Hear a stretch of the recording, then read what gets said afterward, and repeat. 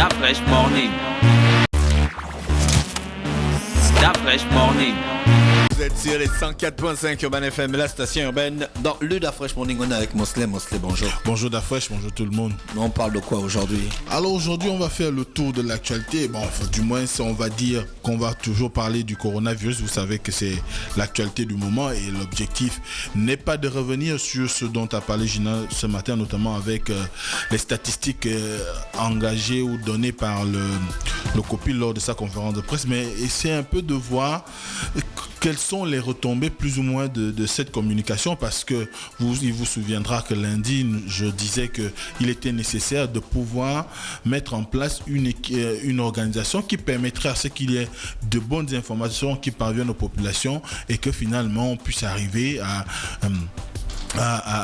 faire en sorte que les gens prennent réellement conscience de la réalité de la pandémie, mais également de la vitesse de propagation du coronavirus aujourd'hui. Et vous savez que Gina a donné toutes les statistiques en termes de contaminés, en termes de mesures de protection et tout ce qui a été avancé par le COPIL. Et moi, ce qui m'intéresse, comme je le disais tout à l'heure, c'est que aujourd'hui, on voit bien que au lendemain de cette conférence de presse, le COPIL, plus ou moins, trouve quand même un écho favorable auprès des personnes qui ont pu suivre cette communication, parce que les gens l'attendaient avec beaucoup, du moins étaient impatients de savoir ce qui se passe exactement, parce qu'on ne peut pas avoir toute une population ou encore des acteurs de la société civile qui passent beaucoup de temps à critiquer la façon de faire du COPIL, ou encore le mode de gestion qui est celui du COPIL qu'on a qualifié d'opaque, et que finalement ces derniers se seraient contentés simplement de faire les communications journalières sur les personnes infectées et consorts. Donc c'est la conférence de presse qui s'est déroulée hier à l'auditorium du ministère de l'économie, notamment qu'on appelle à Rambo, et elle avait quand même, elle était importante parce que il fallait situer aujourd'hui au niveau des populations l'état, sinon le niveau de propagation du virus, notamment en ce qui concerne notre pays, mais également les mesures qui ont été engagées pour pouvoir lutter efficacement contre cette pandémie. Et aujourd'hui, quand on regarde un tout petit peu la situation de la pandémie, tout le monde a pu l'entendre, on est au niveau 4, donc communautaire, avec une hausse du nombre de personnes qui sont infectées. Ensuite, il y a le fait qu'il y a la gestion, parce que, comme je le disais tout à l'heure, beaucoup de personnes disaient que le COPIL est une institution qui est gérée de façon opaque et que finalement, on n'arrive pas à avoir de bonnes informations, et que, n'ayant pas ces informations, ça sous-entendrait qu'il y avait comme une idée du laisser-faire qui ferait que les membres du COPIL n'étaient pas dans l'objectif de la sensibilisation. D'ailleurs, il y a un politicien, un député, le député du canton Bissau, qui disait la dernière fois que quand il regarde les mesures engagées par le COPIL et le gouvernement, ils sont beaucoup plus dans les mesures sécuritaires, alors que nous sommes sur un aspect sanitaire. Or ici, lors de cette conférence de presse, les gens ont bien pu suivre un certain nombre d'informations liées à l'aspect sanitaire du problème auquel nous faisons face aujourd'hui, et c'était vraiment important pour les populations de savoir qu'est-ce qu'il y a aujourd'hui comme stratégie mise en place pour pouvoir plus ou moins éviter un tout petit peu d'attraper le coronavirus. J'ai pas envie de revenir sur tout ce qu'a dit Gina, mais ça a permis de lever les suspicions. Par exemple, vous avez Armstrong Agaya qui a posé la question des émoluments ou encore du traitement dont serait l'objet les membres du COPIL. Il disait par exemple que l'information qu'il a eue selon une source aurait été que le docteur Guy Patrick Obiang a bénéficié d'une enveloppe de 30 millions. Bon, tout de suite, vous voyez qu'il y a eu un démenti. Qui a posé la question? Armstrong Agaya. Voilà, de Gabon 24. Donc, évidemment, il y a eu un démenti de la part du porte-parole du COPIL en disant que oui, c'est vrai qu'il a reçu lui-même un certain nombre d'informations des gens, mais même non, quand même, moi, excuse-moi de te couper, mais je pensais que ce matin, tu devais un peu parler, et Gina aussi, mais je sais pas à moi de vous dire ce dont vous devez parler dans le Da Fresh Morning, de l'attitude des journalistes dans ce genre de conférence de presse. Ça manque beaucoup de professionnalisme. Ça manque beaucoup de recherche, ça manque beaucoup de culture. Mais c'est extraordinaire ce que j'ai vu parce que le document va être rediffusé ce matin sur Urban FM comme on l'a diffusé hier. Je suis quand même tombé sur certaines questions que je me suis dit waouh, comment celui-là a fait pour avoir le statut de journaliste. Je ne parle pas d'Armstrong. Bien sûr. Il y a une dame qui a posé une question sur le fait que le Gabon faisait le copier-coller sur la France. Regarde l'attitude de la dame, l'expression, la posture, le langage. On est quand même, on n'est pas dans le Fresh Morning où on se permet de dire les mots du quartier parce qu'on sait qu'on a une population d'auditeurs qui nous écoutent de ce côté-là. On est quand même à un haut niveau de l'entretien de la population, quoi, sur le plan de l'expression. On a en face de nous des experts en médecine qui ont une reconnaissance internationale. On est en train de traiter d'un cas d'une pandémie qui touche l'humanité. Mais il y a ces journalistes qui quand même... Bon, enfin, moi je suis pas journaliste, mais moi je me disais que tu devais parler quand même de ça. Moi je ne pouvais pas parler de, Pourquoi? Pas parler de ça. Parce que ce sont ces journalistes-là qui relaient l'information aux populations. Attends que je... S'il y a un problème, comme Mosley disait la dernière fois, s'il y a un problème de suspicion entre les populations, les institutions qui gèrent la crise sanitaire actuelle et les populations, s'il y a un sentiment de manque de confiance, mais c'est parce que l'information n'est pas bien traitée quand elle arrive chez les populations. Parce que on dit oui, il y a un problème de communication, mais le gouvernement, on appelle ça comment, le copine, fait des conférences de presse tous les soirs. Est-ce que tu vois? C'est maintenant aux acteurs de la communication de récupérer le message, de le traiter et puis de l'envoyer chez les populations pour qu'elles reçoivent le message. Mais si le message est maltraité, quand tu vois la qualité de journaliste là, tu crois que le message va être traité comment? C'est ça aussi qui crée ce problème-là. On est tout le temps en train d'accuser les autorités. Alors qu'il y a ce viaduc qui existe entre les autorités et la population qui est les communicateurs qui ne font pas bien leur travail. Bon, c'est même pas qu'ils ne font pas bien leur travail, c'est des incapables. Moi, je ne dirais pas, comme je disais tout à l'heure, que je ne peux pas en parler. Non, attendez, vous ne m'avez pas laissé développer pourquoi je ne vais pas en parler. Je ne vais pas parler. J'ai l'impression que, excuse-moi de te couper, j'ai l'impression que quand on vient dans les conférences de presse, oui, parce que ça m'énerve. J'ai l'impression que quand on vient dans les conférences de presse, c'est que chacun veut se montrer. Ouais, moi c'est tel de machin, moi c'est Moussavou de... Moussavou 341, site internet. Moi c'est Maroundou de... Non, c'est quoi? Est-ce qu'on est venu là pour voir ça? On veut se ressentir dans la question, la recherche du journaliste. Donc tu sens que le gars a cherché. Il a cherché, il a analysé, il est venu et il a posé la question. Il y a des gars qui posent même des questions qui ont déjà été posées, juste pour montrer qu'il est dans la salle. Ça n'a pas de sens. Bon, donc je n'ai pas parlé de ça ce matin. Et je ne pense pas que je vais en parler maintenant. Je pense que peut-être après le Covid, pour la simple et unique raison qu'aujourd'hui, en fait, il y a d'abord un problème qui est beaucoup plus grave. C'est celui de pas de la mauvaise information, mais du manque d'information que les populations ont autour du Covid et parfois du flou, en fait. Donc, je me dis que le plus urgent à l'heure actuelle, c'est de vraiment apporter l'information de manière très simple et très accessible pour tout le monde. D'où le besoin que j'avais ce matin de simplifier la conférence pour tout le monde par rapport à ce que moi j'ai retenu de cette conférence que j'ai regardé attentivement. Après maintenant les à côté là, tu sais les journalistes on en a tellement parlé, les à côté, tout on va faire ça après le Covid. Comme les pleurs, tu vois les problèmes et tout ça on règle ça après le Covid. Pour l'instant là. Il y a plus urgent en fait. Il y a vraiment plus urgent. C'est pas. Non, tout ça c'est important. Par exemple, revenons sur la question de. Il s'appelle comment? Le journaliste de Agaya. Il paraît, monsieur Guy Patrick Obiang vous aurez reçu une prime de 30 millions. Voilà. Gina, ce genre de questions. Monsieur Guy Patrick Obiang, j'ai un document signé ici du ministère du Budget qui dit que. Qui prouve que tac. Et nous avons aussi un autre papier ici qui sort de tel document, qui sort de telle institution, Là, tu deviens déjà crédible. Puisque tu as fait des recherches, tu as des preuves palpables à l'appui. Mais quand tu viens et puis tu dis, il paraît. Non, il a dit qu'il protège ses sources. Il protège ses sources. Mais c'est l'argent de l'État, tu protèges quelle source? Mais Tu te rappelles qu'on était allé à une conférence de presse c'était à la plage, hein, dans un restaurant, c'était sur la culture. Et puis il y avait un gars du ministère de la Culture qui était là, il était assis avec l'organisateur du spectacle. Selon, le gars dit que le ministère de la Culture a soutenu, ça fait des années, le ministère de la Culture a soutenu notre événement. Hein? Et puis, il y a un journaliste qui pose la question que quel est le montant de la subvention que le ministère de la Culture vous a donné? Le gars du ministère de la Culture a dit que je ne peux pas dévoiler ça. Je me suis levé, j'ai dit qu'il ne faut pas vous moquer des gens. Tu te rappelles que la conférence était partie en sucette? Bien sûr. Il ne faut pas vous moquer des gens, c'est l'argent de l'État. Tu ne peux pas venir dire ici que tu ne peux pas nous donner le montant de la subvention que vous avez accordé à cette organisation alors que c'est l'argent de l'État. Vous vous moquez de qui? Voilà. C'est un sens. Voilà, donc... La conférence avait terminé comment? En patate.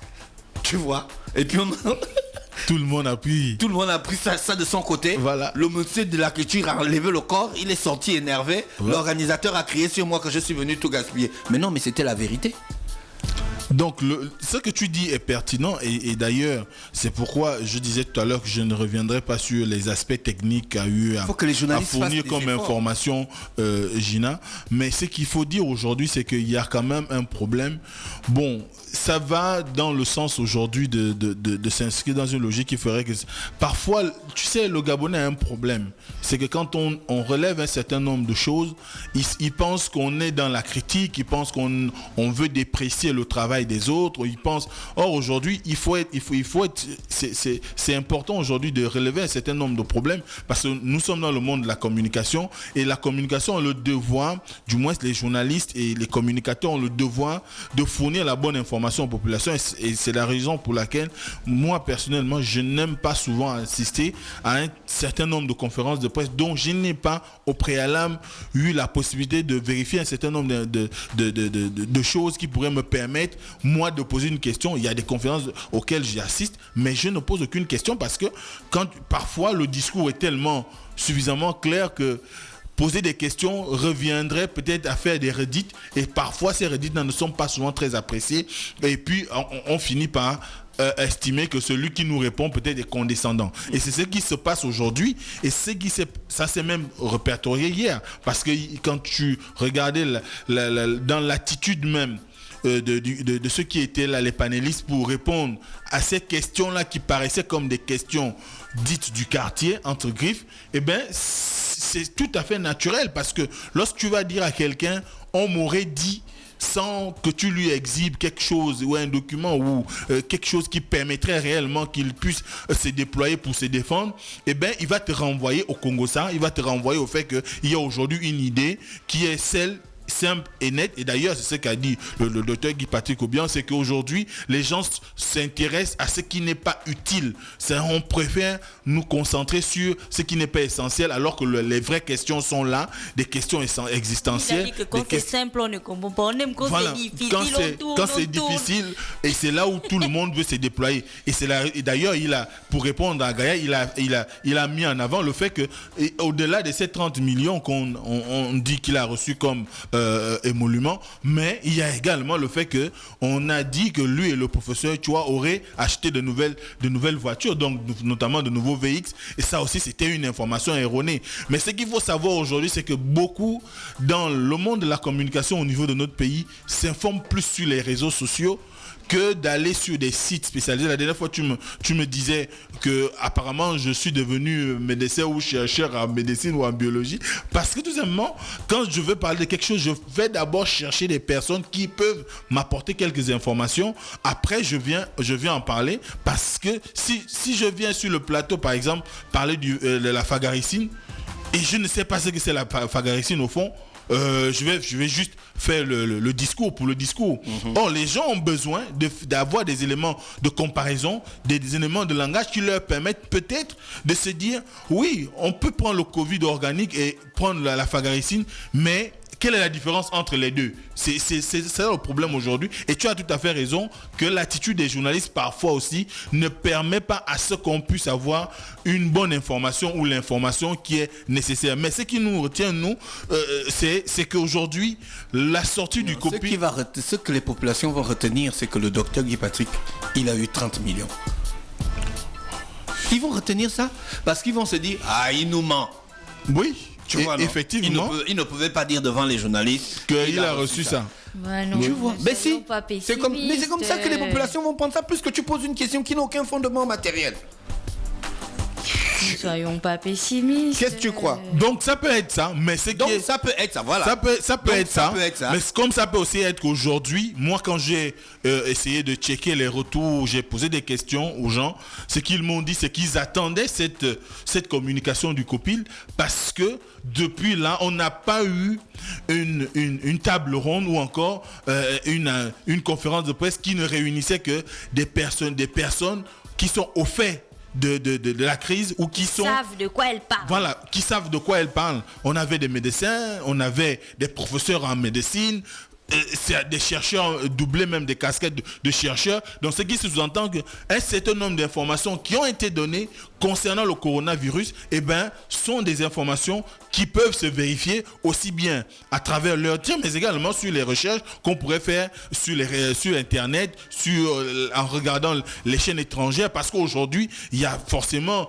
un foisonnement d'informations sur la possibilité de guérir du coronavirus ou pas. Donc, ce qui se passe aujourd'hui, c'est que s'il y a des retombées positives par rapport à cette sortie, maintenant, il faut travailler sur le long terme pour accentuer la communication, comme je le dis, parce que ce n'est qu'en ayant... Ce n'est pas accentuer, améliorer. Oui, améliorer la communication pour faire en sorte que un grand nombre de populations, qu'elles puissent bénéficier des informations qui sont réellement concrètes et qui sont en rapport avec ce qui se passe au plus près de la gestion de la crise du Covid-19 au niveau de notre pays. Donc, et c'est ce qui fait qu'aujourd'hui, quand on regarde dans l'ensemble, la communication a permis aux gens d'avoir une nouvelle façon d'entrevoir la situation de la crise, les choix en ce qui concerne les traitements thérapeutiques, les choix en ce qui concerne les décisions par rapport à un certain nombre de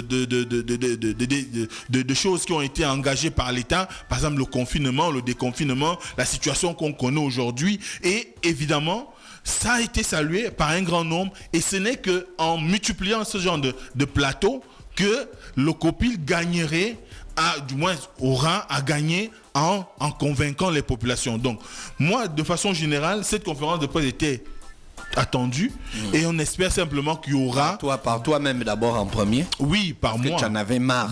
Bien sûr, parce que il est mieux, comme on le dit, d'écouter une histoire contée par son auteur, pas par comme dit Gina, des à côté. Non, c'est mieux que ceux qui sont au fait, qui sont au quotidien à la charge de la gestion de cette crise-là, parlent et qu'ils dévisent avec les populations. Et la meilleure manière de le faire, c'est en organisant ce type de conférence. Maintenant, après, il faut associer l'ensemble de la communauté scientifique du Gabon pour, comme tu disais, améliorer la communication, pour qu'elle présente les aspects les plus qui paraissent techniques aujourd'hui de façon plus terre à terre, pour que même celui qui se retrouve à Popa, à Moulengi Biza, à Bitam, à Rinanzala ou à Totanzala puisse plus ou moins savoir de quoi il revient, parce qu'il ne s'agit pas seulement de dire aux gens lavez-vous les mains, mais on doit leur expliquer pourquoi ce lavage des mains est-il important et quelles aujourd'hui, au-delà du lavage des mains, les autres mesures à adopter pour éviter de choper le coronavirus. Par exemple, ce matin, il y a eu une communication dans l'Union qui présente les avantages l'avantage à ce que tout le monde puisse porter le masque, parce que ça réduit considérablement le nombre d'infections ou de contagions. Or, si on n'a pas cette communication-là, les gens vont toujours rester dans l'expectative, on sera toujours dans le discours, et parfois, vous savez que le discours n'arrive plus à convaincre dans notre pays, tout simplement parce que quand vous passez des années où on vous dit un certain nombre de choses qui ne se réalisent pas, vous vous dites, bon, on est toujours dans, on va encore faire comment? Et ça va encore faire comment fait qu'il y a un relâchement, et c'est ce relâchement qui peut conduire à une augmentation incessante, du moins ou perpétuelle des cas qu'on enregistre aujourd'hui. Donc il faut qu'il y ait de plus en plus de communication pour que les populations soient au fait de l'actualité en rapport avec la riposte contre le Covid-19 dans notre pays. Merci Mosley qui est avec nous ce matin sur les 104.5 Urban FM, la station urbaine dans Luda Fresh Morning, le réveil matinal, le plus de la capitale sur la radio. La plus de la capitale, Gina, tu voulais nous donner une information, non? Non, je voulais juste compléter pour dire aux gens que dans cette affaire de Covid-19, comme on le disait ce matin, il faut retenir que là, il ne s'agit pas juste d'une petite entorse qui va entacher la réputation de quelqu'un ou quoi que ce soit.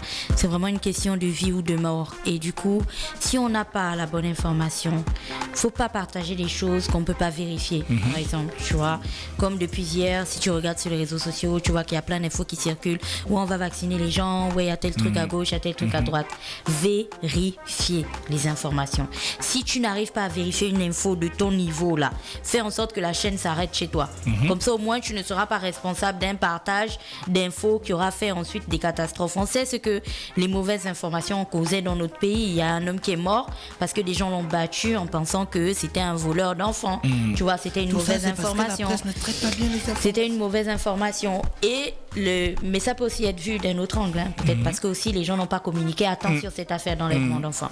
Donc l'autre point qui est important, c'est qu'aujourd'hui, relayer les bonnes infos. Les bonnes infos, comme disait Mosley, c'est se laver les mains, c'est mettre un masque, c'est éviter les contacts étroits avec des personnes qui toussent, mais avec n'importe qui. D'ailleurs, on évite des contacts étroits. C'est éviter de se retrouver dans des débits de boissons clandestins. C'est éviter de tourner les petites portes pour ouvrir les petits motels en cachette pour aller ken, ce genre de choses. C'est tout ça là en fait qui constitue les bonnes infos. Et je comprends quand le docteur Guy Patrick Obiang dit que pourquoi les choses faciles ne passent pas. C'est ça en fait les choses faciles. Par contre, le fait de prouver que tel a volé, que tel a fait, que c'est tellement plus difficile. Mais c'est ça là en fait qu'on aime, tu vois, on comprend pas. Donc là, c'est pas que qui est du côté de qui. Ici, il y a pas, moi je suis pas particulièrement du côté d'une personne particulière, tu vois. Je suis du côté de la vie. Ma vie, celle de ma famille, c'est des personnes que j'aime. Copile, pas copile, gouvernement, pas gouvernement, ça... Franchement, je suis du côté de ma vie. Ça change rien, tu vois, pour moi. Je suis du côté de ma vie et la vie des personnes que j'aime. Et si on me dit que pour sauver ma vie et pour sauver la vie des personnes que j'aime, faut que je me lave les mains, d'abord je vais aller me laver les mains. Si pour sauver ma vie et pour sauver la vie des personnes que j'aime, faut que je mette un masque, je vais mettre un masque. C'est aussi simple que ça, tu vois. Et donc tout le monde doit avoir la même attitude. D'accord. Merci Gina avec nous ce matin sur les 104.5. On vous remercie d'avoir écouté le Da Fresh Morning. Demain c'est jeudi. La radio passe en mode old school et on sera toujours avec vous. Je souhaite un joyeux anniversaire à ma grande sœur Natacha Antougou, quelque part à Libreville, bien connectée sur les 104.5 Urban FM, la station urbaine René Ruth, l'horoscope des auditeurs. Bonjour. Da Fresh Morning.